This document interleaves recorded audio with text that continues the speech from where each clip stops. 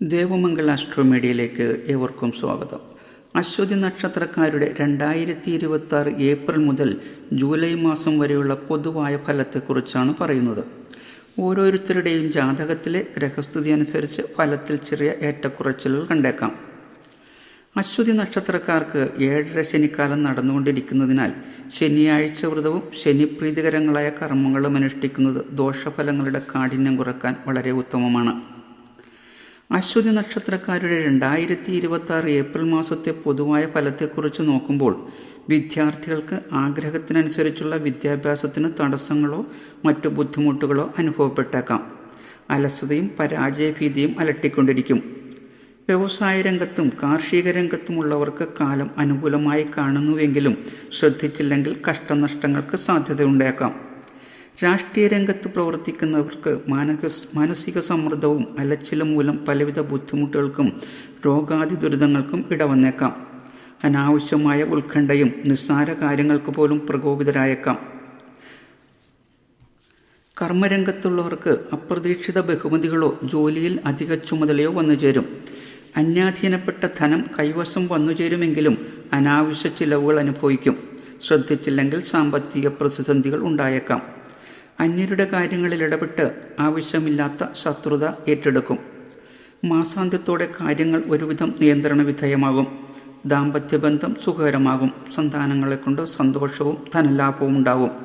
അതിഥി സൽക്കാരത്തിൽ താൽപ്പര്യമുണ്ടാകും. അശ്വതി നക്ഷത്രക്കാരുടെ 2026 മെയ് മാസത്തെ പൊതുവായ ഫലത്തെക്കുറിച്ച് നോക്കുമ്പോൾ വിദ്യാർത്ഥികൾക്ക് ഗുണദോഷ സമ്മിശ്ര സമയമായി കാണുന്നു. പ്രണയിതർക്കും വിവാഹപ്രായമാർക്കും അനുകൂല സമയമാണ്.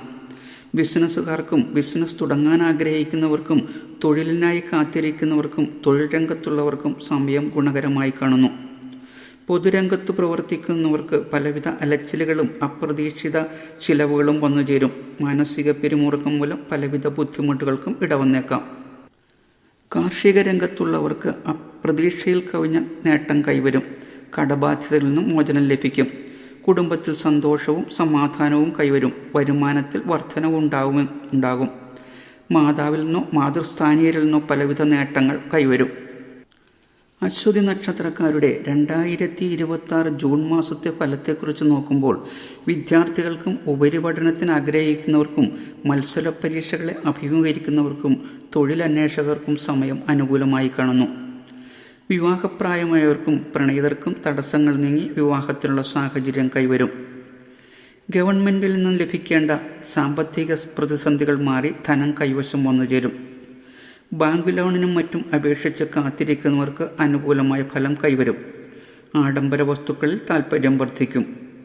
ശ്രദ്ധിച്ചില്ലെങ്കിൽ ജീവിത പങ്കാളിയുമായി അഭിപ്രായ വ്യത്യാസത്തിനും അതുമൂലം മാനസിക സംഘർഷത്തിനും ഇടവരും.